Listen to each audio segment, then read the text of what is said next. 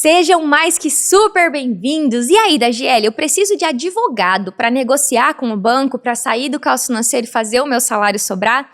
Primeira coisa de tudo, tá?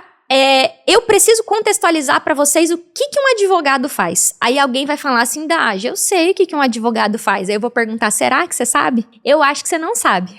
E eu vou te explicar por que eu acho que você não sabe. No nosso país, em algum determinado momento da nossa história, foram estabelecidas as leis. É a nossa Constituição, né? Já existia advogado antes?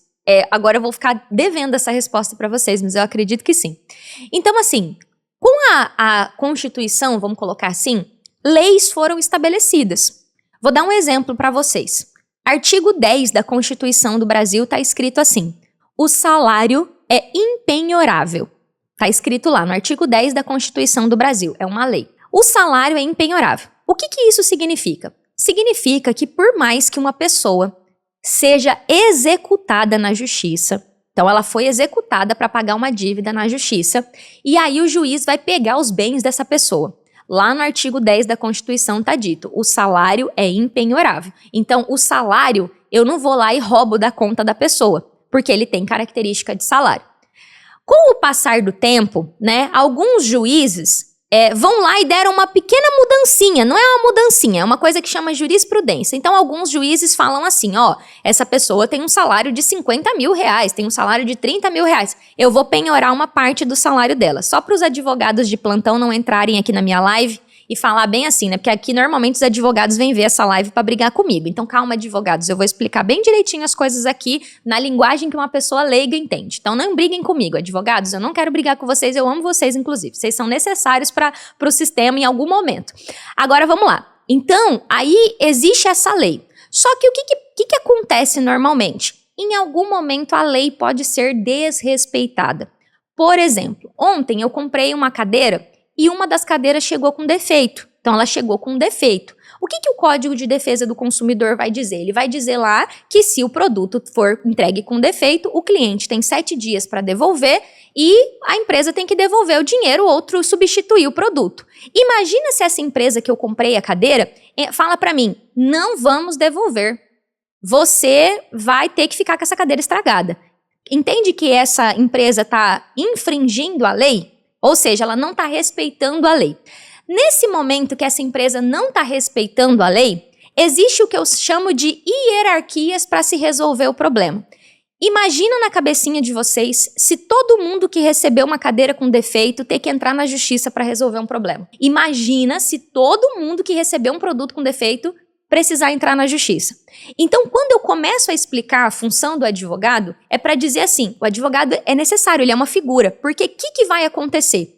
Até eu pensar em entrar na justiça, existe o que eu chamo de hierarquias para resolver o problema. Então, existe a possibilidade de eu fazer uma reclamação lá no 0800 dessa empresa, existe a possibilidade de eu mandar um e-mail para essa empresa, existe a possibilidade de eu fazer uma reclamação nessa empresa, mas lembrando, para eu fazer uma reclamação, para eu fazer uma solicitação lá no saque dessa empresa, eu vou ter que me pautar em uma regra que já existe.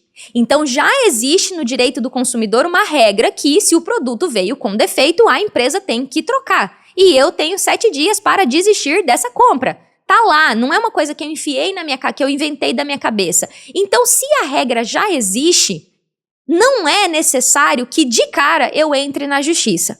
Mas vamos dizer que eu passei pelo saque, eu mandei um e-mail para a empresa, eu mandei um e-mail eu mandei uma carta pelo correio, eu fui no saque, eu fui na ouvidoria e eu fui no Procon. Eu fui nesses 5 lugares e a empresa nem devolveu o meu dinheiro e nem trocou a cadeira. É nesse momento que entra o que eu chamo de sexta hierarquia, que é a justiça. E aí é nesse momento que eu vou pegar o advogado e vou falar, advogado, dá uma olhada aqui. Eu fiz isso para resolver o problema que já tem uma lei a respeito disso e agora eu quero entrar na justiça. Só que isso aqui é o que era para acontecer. Mas a razão para que isso não aconteça assim, normalmente é dinheiro. Como é que eu vou ganhar mais dinheiro? Se eu falar para as pessoas que tem como ela fazer tudo isso aqui ou se eu falar para ela que dá para entrar na justiça direto? E existem vários lados dessa moeda aqui. Existem vários lados dessa moeda.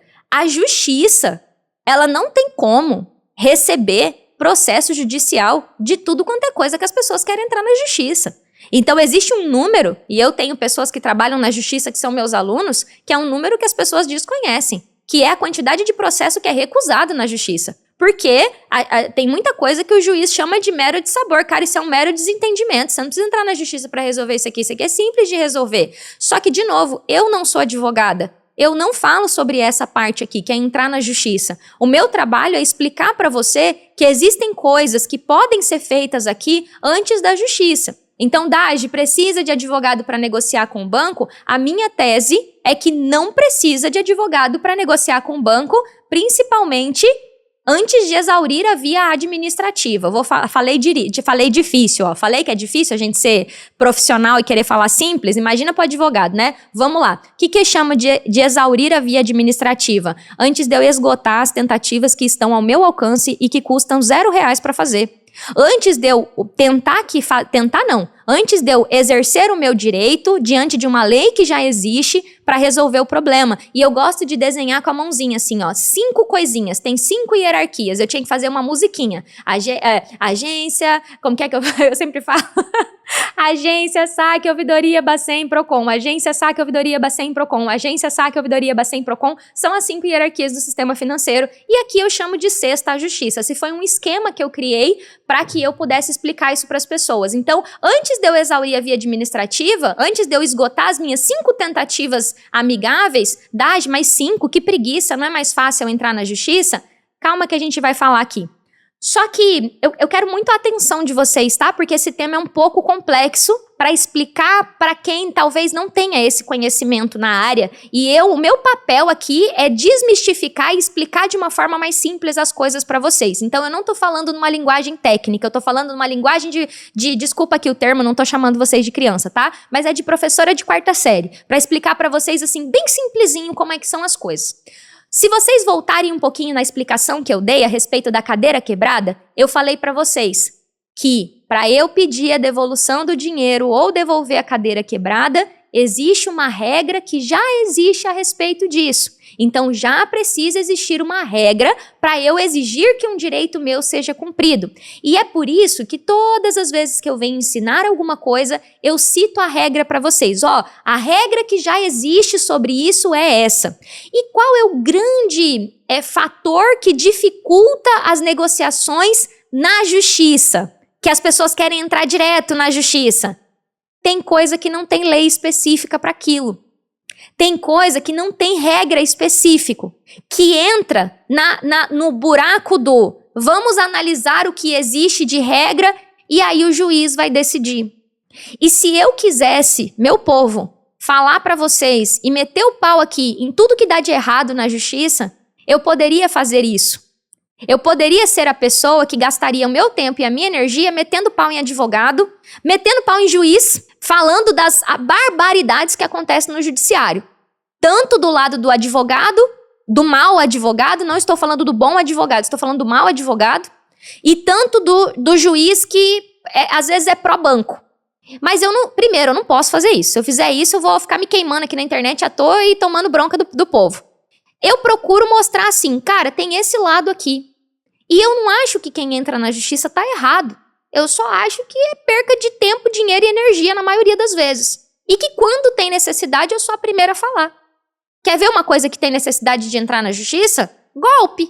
Você foi vítima de um golpe. Dependendo do tipo do golpe, um estelionato, por exemplo, falsificaram seus documentos. Pô, é muito difícil às vezes isso se resolver na paz e amor. Mas às vezes dá. Às vezes dá. Porque o banco vai ver ali que os documentos são falsos e tal, e às vezes o próprio banco configura ali a fraude e devolve. Mas tem caso que tem que entrar na justiça, falsificação de documento, fraude com voz, alguém se passando por outra pessoa, enfim, tem coisa que tem que resolver na justiça. E recapitulando aqui o que eu falei. Então eu expliquei, tô com a mãozinha levantada faz um tempão, que tem 5 hierarquias antes da sexta, que é a justiça. E que tudo que eu mostro para as pessoas é que você não foi ensinado sobre os seus direitos. Você não sabe quais são os seus direitos até aqui. Existe um ponto que normalmente eu falo a respeito de endividamento, que as pessoas até se assustam comigo, mas é quando eu falo assim, olha, eu tenho uma boa e uma má notícia para te dar. A má notícia, a boa notícia, é que qualquer coisa que você tenha feito até aqui, a gente consegue refazer, renegociar, recombinar. A má notícia é que você assinou todos os contratos que você tem. Todos os problemas financeiros que você contraiu foi com a sua assinatura. A não ser que você tenha sido vítima de fraude. E é muito difícil. Só se você tiver um laudo que você estava maluco, que você tem uma doença que deixa você fora do seu eixo, que você é uma pessoa que é muito idosa e foi induzida ao erro, e isso é difícil de provar, inclusive, que você é analfabeta, a não ser que você consiga comprovar que você estava fora das suas faculdades mentais, ou que você estava doente, com um estado de doença. Naquele momento que você assinou o contrato, você assinou o contrato. E pior, você assinou naquele li, aceito e concordo, mas na verdade eu e você sabemos que você não leu. E que talvez você até olhou por cima, mas você não sabia ler. Porque a linguagem que tem lá é a linguagem que eu usei sem querer aqui. Exaurir as vias administrativas. Que porra é essa? Né? Que palavra difícil é essa? Exaurir a via administrativa, na verdade, significa fazer o pedido para 5 hierarquias que existem. E se os 5 pedidos forem negados, aí significa que você já tentou de tudo que dá para fazer sem justiça. Mas você percebe que o termo que é técnico, que a gente usa é exaurir a via administrativa. Sei lá por que a gente usa essas palavras difíceis. É coisa que vai aprendendo ali no dia a dia de trabalho e a gente começa a repetir. Mas a palavra às vezes o contrato que você pegou é um contrato muito complexo, você não assinou. E aí, pra mim, é aqui que entra o maior conflito entre precisar de um advogado ou não. Porque, peraí, se você não foi coagido com uma arma na cabeça, ou você não estava com as suas faculdades mentais ali, você estava bem e você assinou esse contrato, peraí, então na hora de ir pedir o dinheiro, você entra no banco humildemente, liga para o gerente, aceita uma oferta que veio num aplicativo, aí agora para resolver, o caminho é ir entrar na justiça. Se você pensar um pouquinho, você não precisa saber de direito, você vê que não tem muita lógica. Daj, mas é que eu já tentei negociar de boa com o banco e eu não consegui. Aí entra eu dizer para você, tentou como? Tentou usando o que existe de regra, as 5 hierarquias e uma regra específica a respeito daquilo? Eu acredito que não. E eu acho que a gente não pode ser... De novo, eu vou falar um palavrão que eu falei ontem, né? Mas vou ter que falar de novo. Eu acho que a gente não pode ser bunda mole na hora de falar as coisas, entendeu? Eu acho que a gente tem que ter a nossa opinião mesmo. Existem bons e maus profissionais em qualquer lugar. E, infelizmente, muitos advogados também querem ganhar o deles e vão lá e oferecem para o cliente entrar na justiça sem nem falar para o cliente o que existe possível ser feito antes. E tem bons advogados, inclusive conheço esses bons advogados que falam, isso não é para processo. Eu estava ontem lidando com uma situação que é de uma situação de golpe, de problema, né, de um golpe mesmo, e a pessoa estava falando para mim, a advogada não aceitou o processo. Eu falei, ela é uma boa advogada, você vai perder? Então não tem para que entrar com o processo com relação a isso. Tô dando um exemplo aqui, tá? A situação foi um pouquinho diferente, mas eu quero explicar. A advogada falou, cara, eu vou pegar o teu dinheiro, eu vou receber o honorário e não vai dar bom. Então eu não vou entrar. Então, o que acontece muitas vezes? Em todos os mercados existem profissionais bons e profissionais ruins. Então eu sei que existem bons profissionais que vão vender um serviço para o cliente e vão explicar. Isso aqui que eu estou explicando para você, olha, seu João, tem como fazer isso. Inclusive eu conheço bons advogados que falam isso na internet. Advogados que falam, você não precisa me contratar para proteger o seu salário. É só usar a resolução 4.790. Admiro e aplaudo de pé esses profissionais. Porque são profissionais que falam, você não precisa me pagar R$2.000 para um trem que tá aqui, é essa resolução aqui. Então, quando eu trago isso para você, eu não tô aqui falando, eu que tô certo e o advogado tá errado. Eu tô te mostrando o porquê é possível negociar com o banco sem entrar na justiça. Só que quando, né, a gente começa a falar sobre advogado e surge essa premissa, e eu falo para você, existem 5 hierarquias. Eu imagino que o que passa na tua cabeça é, Daj, você já falou, sim, hierarquia. O que é hierarquia, Daj? Você já falou agência, saque, ouvidoria, Bacen e Procon. Que P é essa, Daj? O que é isso? Daj, eu sou uma pessoa simples. Daj, eu entendo de dar aula. Daj, eu sou enfermeira. Daj, eu sou um aposentado. Daj, eu sou um policial militar. Daj, eu não entendo dessas coisas. Essas coisas é advogado que entende. Aqui em Cuiabá as pessoas falam muito, tem um sotaque forte, é advogado. É o advogado que entende. Então, percebe que quando eu falo que não precisa entrar na justiça, eu imagino que talvez você possa sentir assim, nossa, eu não vou dar conta, Daj, é muito difícil. É muito difícil. E aí eu quero primeiro ser empática com você e dizer que eu entendo se você pensa assim, é muito difícil sem advogado, é muito difícil conseguir sozinha. Eu te entendo. Só que vamos voltar um pouquinho mais para trás? Você lembra quando você fez comida pela primeira vez? Você lembra quando você foi talvez para um primeiro dia de trabalho pela primeira vez? Você lembra quando você fez alguma coisa pela primeira vez? E normalmente a primeira vez que a gente tem contato com alguma coisa é difícil, é difícil. Eu lembro quando eu fui fazer chapinha no meu cabelo a primeira vez, meu cabelo é bem cacheado, né? Ele é alisado hoje, mas foi difícil a primeira vez que eu tentei fazer uma chapinha no cabelo. Mas peraí, eu não tinha como toda vez que eu precisasse fazer uma chapinha ir no cabeleireiro, eu precisava aprender a fazer. Aqui eu dei um exemplo bem simples, mas finanças faz parte da educação que você deveria ter recebido, assim como você escova dente e alguém te ensinou a escovar dente. Na minha época o pessoal ia na escola ensinar a escovar o dente, né? Acho que deve ter isso até hoje. Mas ia lá na escola ensinar a escovar o dente. Meus pais me ensinaram a escovar o dente. Minha mãe me ensinou a lavar bonitinho os lugares assim do corpo, né? Falar, ó, filha, tem que lavar aqui, tem que passar. Não é assim que a gente faz com a criança? Aí a gente aprende a ler, aprende a ter bom comportamento. Filho, não pode sentar na mesa. Né? Aprende isso aqui mamãe e papai não pode comprar agora. Tem várias educações, até que no momento a gente recebe a instrução sobre várias coisas da vida. Só que assim como não há a educação de como ganhar, gastar, usar o dinheiro, também não há a educação a respeito do direito que você tem como indivíduo. Você sabe que como indivíduo, se você é uma pessoa que escolheu, por exemplo, você não escolheu a palavra, vamos lá, vou partir para um outro lado e eu peço que vocês entendam que eu estou só dando um exemplo. Você é uma pessoa de cor negra, preta, como vocês preferirem usar o termo, e alguém falar, seu preto, macaco, você sabe que é um direito seu, que isso é racismo, isso é crime. Você sabe, né? Quando eu já fui vítima de violência, né, física. Eu sabia que aquilo era um crime, aquilo é um crime. Eu sabia. Eu sei que se alguém me roubar, é um crime, que talvez eu não vou conseguir resolver, mas é um crime, roubar é crime. Mas peraí, será que a pessoa sabe que ser vendido um produto junto com outro produto, enfiado goela abaixo, é ilegal? Porque crime é uma coisa, tá? Que é crime, cadeia. Ilegal não é legal. Existe uma lei que diz que isso não pode ser feito. Aqui eu tô falando da prática de venda casada. Ou seja, você não pode vender um empréstimo e dizer, eu só te libero esse empréstimo se você comprar um seguro prestamista. Isso é prática de venda casada. É uma prática ilegal, porque normalmente o banco não fala assim, só pode emprestar, só posso emprestar, o banco às vezes floreia isso de um jeito diferente, mas é venda casada.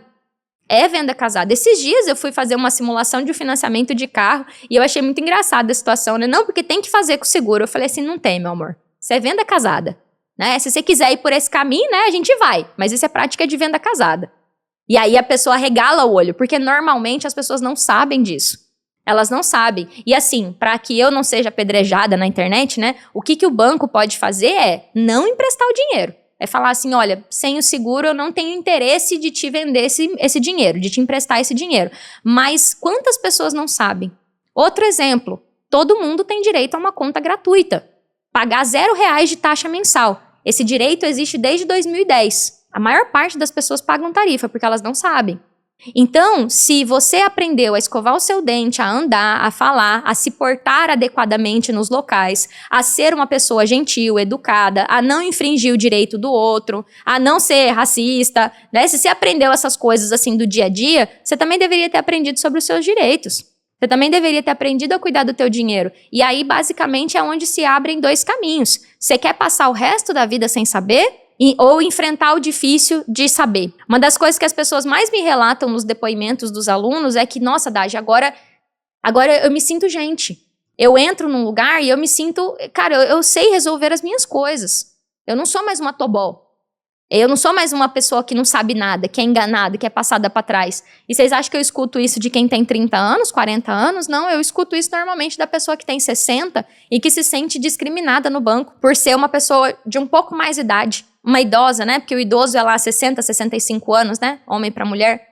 A pessoa tem 70 anos, está extremamente lúcida. Ontem eu falei com uma cientista de 73 anos. Eu adorei conversar com ela. E uma mulher extremamente lúcida que em algum momento se sentiu pô, eu não entendo nada disso, eu não sei, eu não sei como é que eu respondo. Minha cabeça sempre fica assim, caraca, a pessoa é cientista, ela é doutora em alguma coisa, ela estudou muito, trabalhou muito naquela área, mas ela não consegue, às vezes, ela não se dedicou o suficiente, às vezes, né, ela não sabia que isso era importante e não foi atrás de aprender os direitos dela, como pessoa, como indivíduo. Então, quando eu faço essa aula é uma aula que eu procuro trazer para vocês, os elementos de, cara, quais são os prós e os contras? Então, para você entender, eu comecei fundamentando para você que a minha postura aqui não precisa de advogado para sair do caos financeiro e fazer o salário sobrar.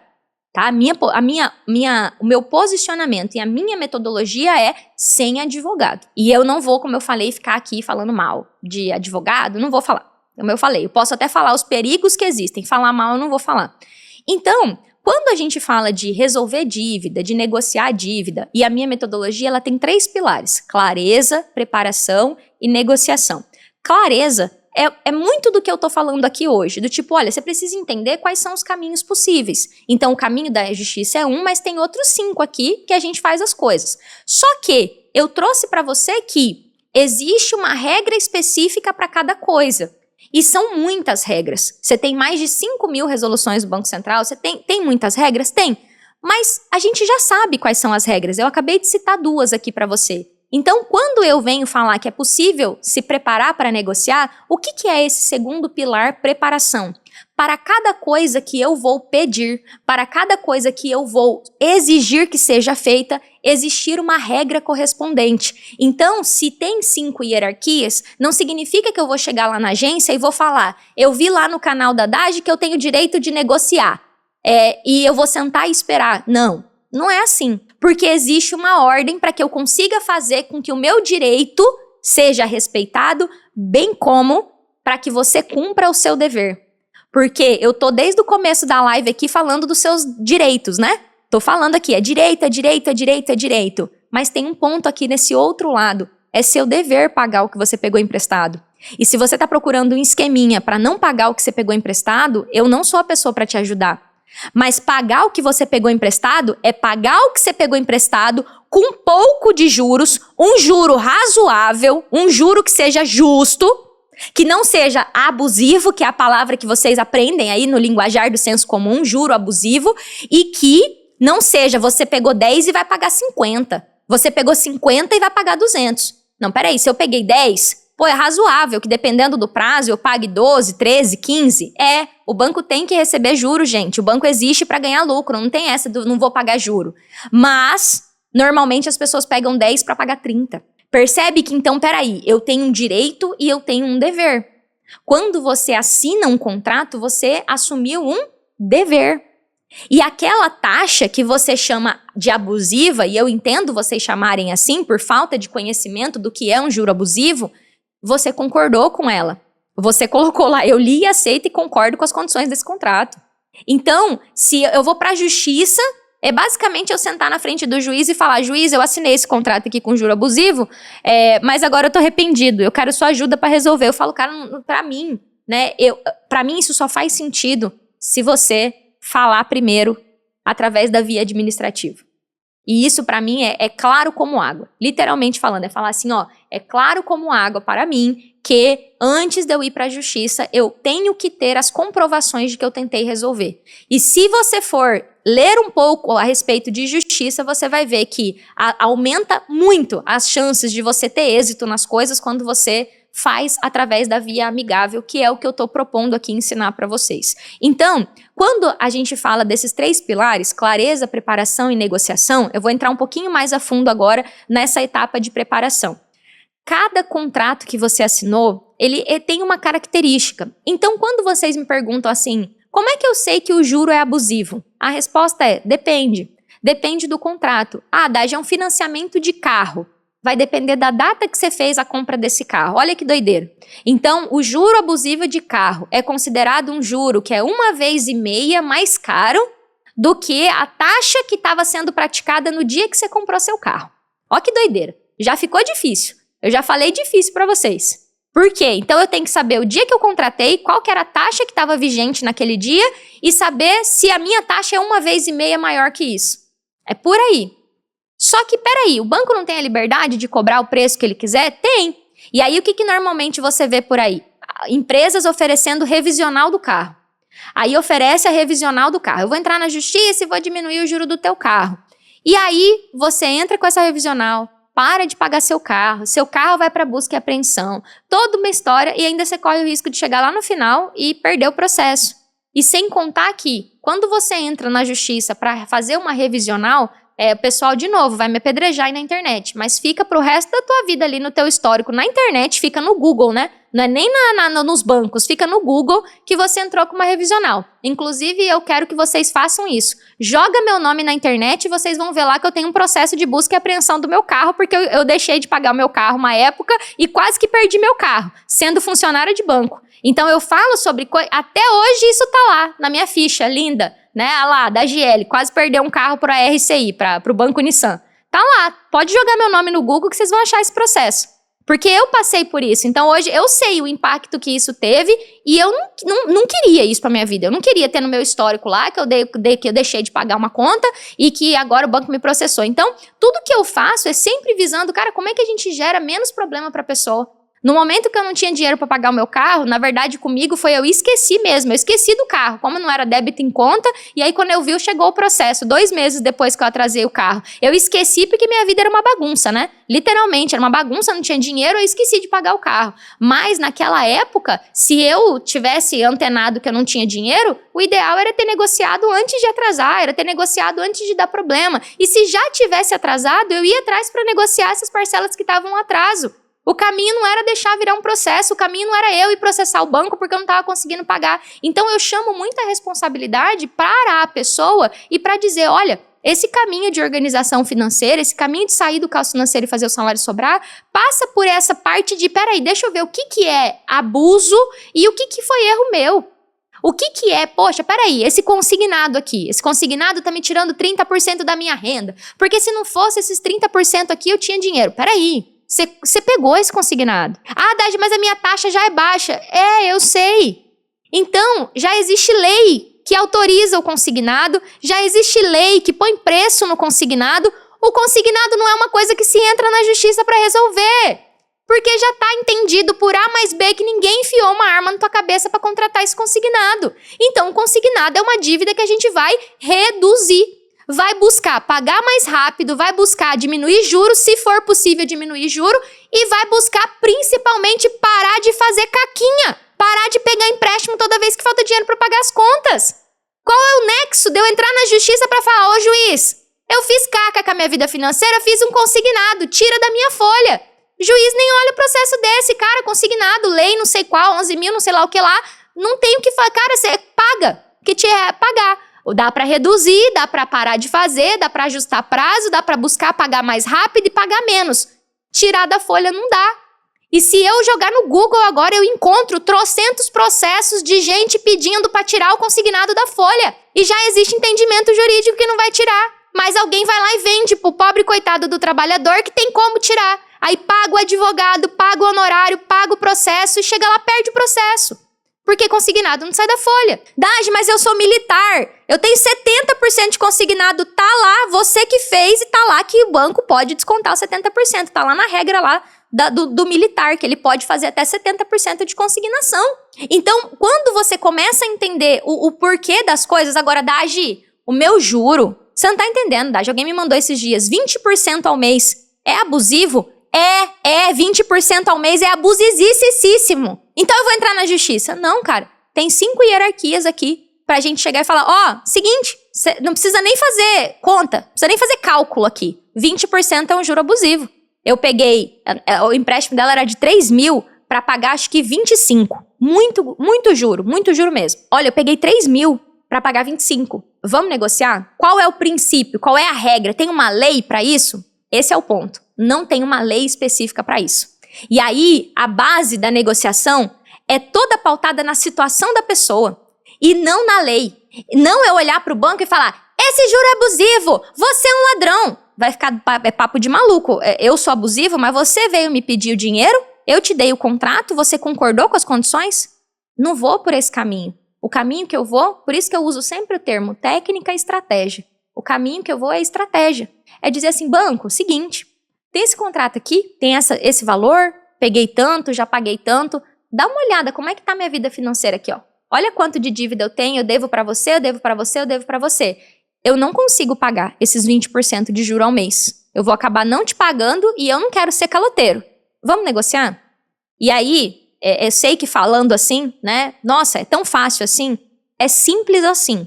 Não significa que seja fácil, mas é simples assim. Essa técnica que eu acabei de explicar aqui é a técnica 1 do meu método de negociação, que é destinada para dívidas, que são empréstimos sem garantia, cartão de crédito, limite de conta, que tem um juro, entre aspas, bem gigantes, abusivo, juro muito alto. Eu não gosto de usar esse termo juro abusivo, tá? Só pra vocês saberem. Eu evito usar esse termo porque ele é contraditório demais. Então é um juro muito alto. Ao invés de eu apontar o meu dedo pro banco, vocês são os ladrões, vocês estão querendo roubar as pessoas, papo de maluco, papo de bêbado, pra mim isso.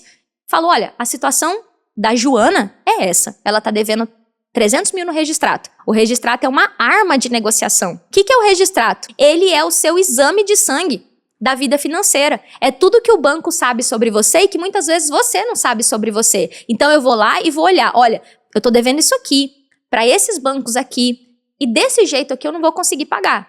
A minha proposta é pagar assim.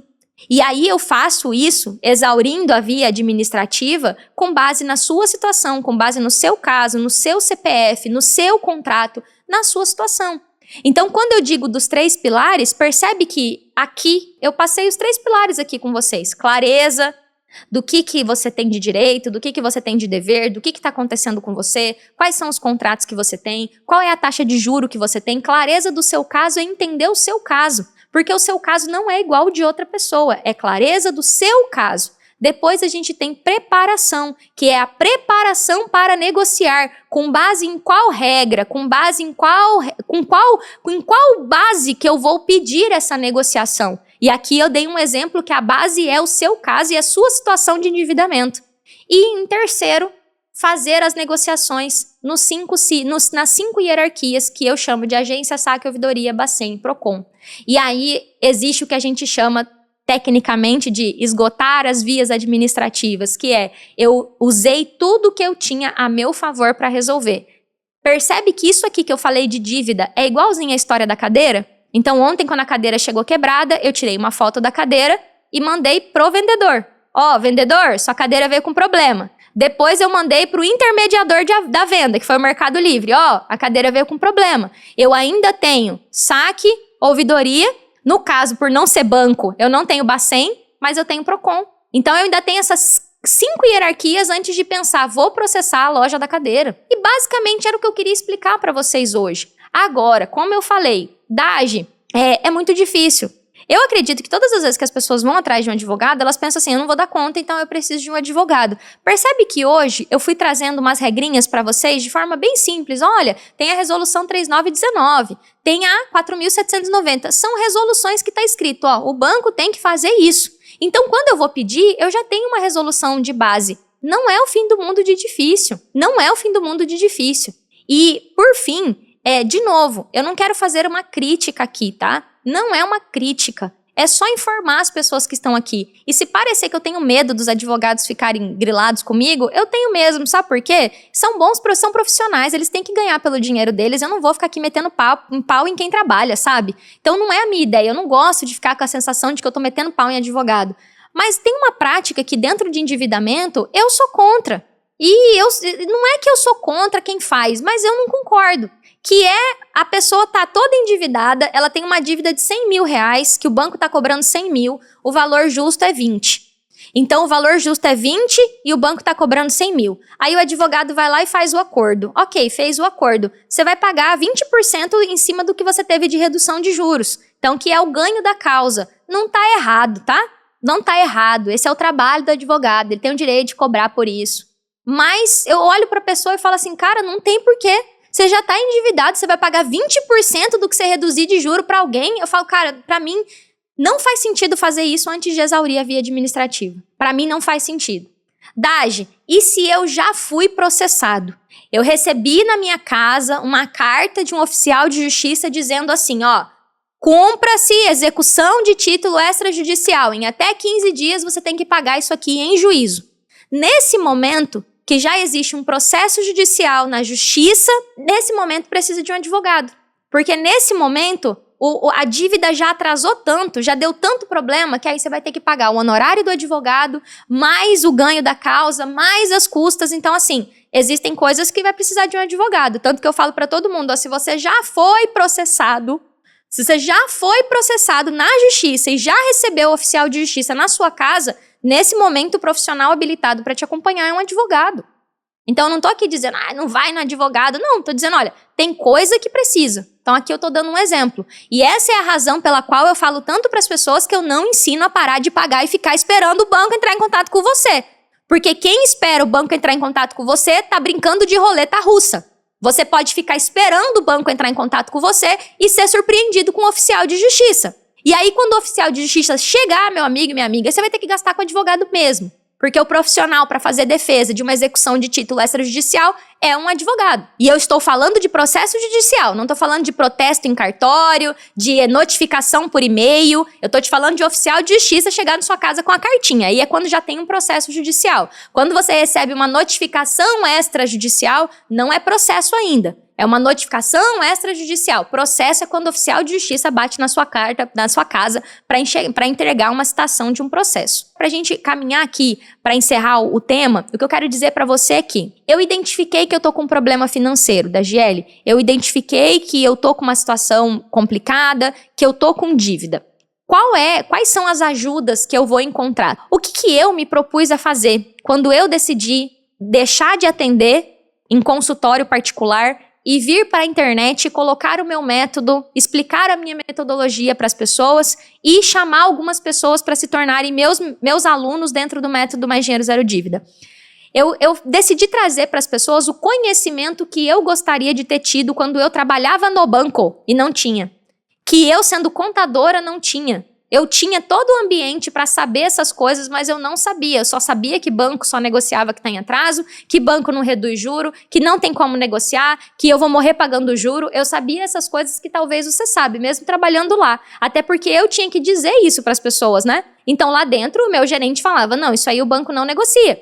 Não, isso aí não tem como reduzir, esse juro dele já é baixo. Então eu também não sabia. Então eu decidi trazer para a internet. Então, basicamente, quando você está com um problema financeiro, no momento que eu decidi trazer o meu método, foi porque eu queria tornar essa solução mais acessível para as pessoas. Porque basicamente, quando você procurar uma ajuda para resolver a tua vida financeira, tem 3 ajudas possíveis. 3 ajudas possíveis, pagas, tá? Remuneradas. Você vai ter a primeira forma, que é sim alguém te ensinar, que é você aprender a fazer. Você vai ter a segunda forma, que é pagar um consultor particular para fazer com você. E isso custa, em média, né, dependendo da especialidade do consultor. E eu sempre falo que essa especialidade hoje é pouco até que tem. Tem muita gente falando de finanças, mas especializada em dívida. Vai custar uns 2, 3 mil por mês. Por mês, mais a comissão da redução da dívida. E o advogado não é muito diferente disso, não. Vai cobrar um honorário ali de 2, 3, 5, vai depender do nível de especialidade do advogado, mais 20% em cima do ganho que tiver ali.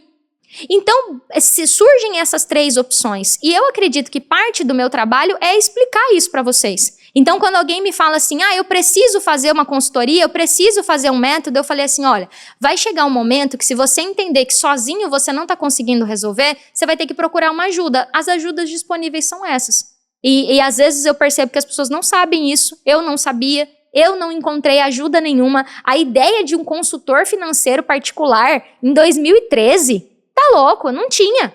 Não tinha, você não encontra na esquina. Hoje em dia, com a internet, né, você encontra mais pessoas que vendem consultoria financeira particular e tal, mas, de novo, a consultoria para mim, eu sempre não vou falar sobre isso hoje, mas a consultoria para mim, a questão é o tempo que demora, porque tem que ser praticamente ali uma sessão por mês, tal, e eu não vou aprofundar nisso agora. Mas quando eu olho todas as possibilidades que tem de ajuda, eu acho que o mínimo as pessoas precisam é saber. Então, Dade, advogado é uma opção? Não tô aqui para dizer que não é uma opção, só que com tudo que eu expliquei para vocês, eu olho as 5 hierarquias do sistema financeiro, olho o tanto de regra e mais do que isso, né? eu tenho mais de 9 mil alunos negociando sem advogado. Eu vivo isso todo dia, eu vivi isso desde o dia que eu saí do banco e comecei a atender.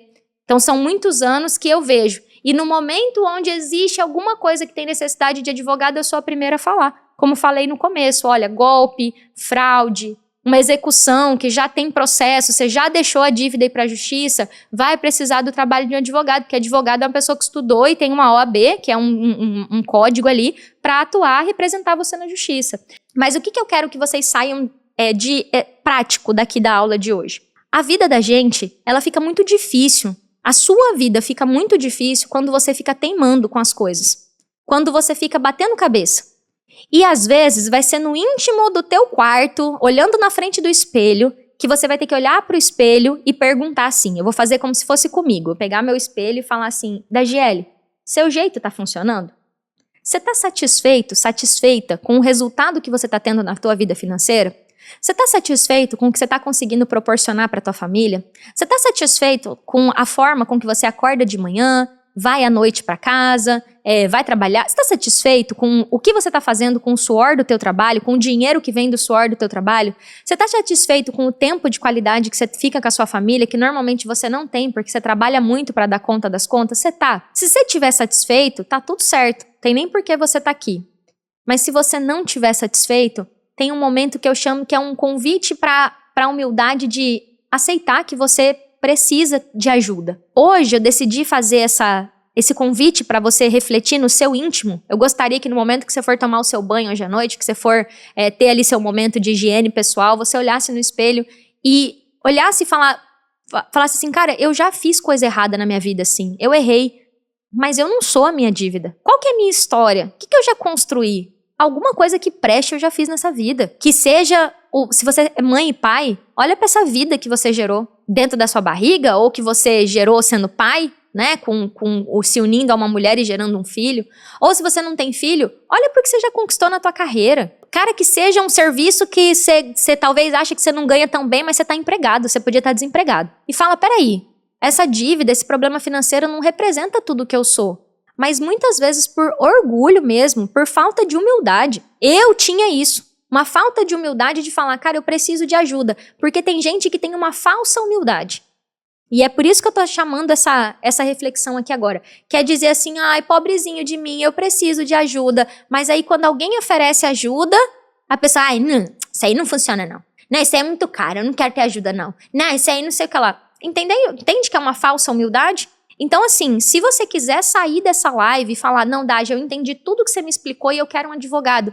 Que bom que isso aqui te esclareceu. Eu vou falar, que bom, vai lá, paga o honorário do advogado, paga depois os 20%, mas sabendo que não precisava disso ser a primeira coisa que você vai fazer. Mas tenha esse momento de falar assim, cara, eu realmente vou começar a avaliar as ajudas possíveis e vou me sujeitar a ter uma ajuda. No momento que eu estava vivenciando o que vocês vivenciaram, sendo muito jovem, eu tinha 23 anos, eu nem sequer cogitava que eu podia ter a ajuda de alguém.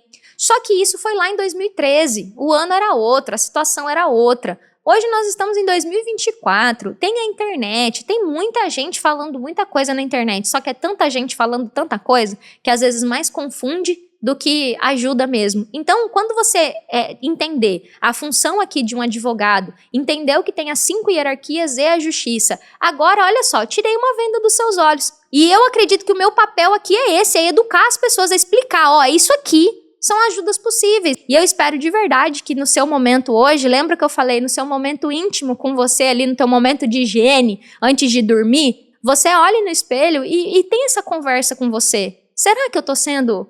será que estava me faltando conhecimento? E agora que eu sei, será que eu tô realmente com humildade de entender que eu tô nesse momento de precisar de uma ajuda e agora eu vou escolher qual ajuda que eu vou fazer? Porque, pasmem, tá? Tem pessoa que nem sabe que tá com problema.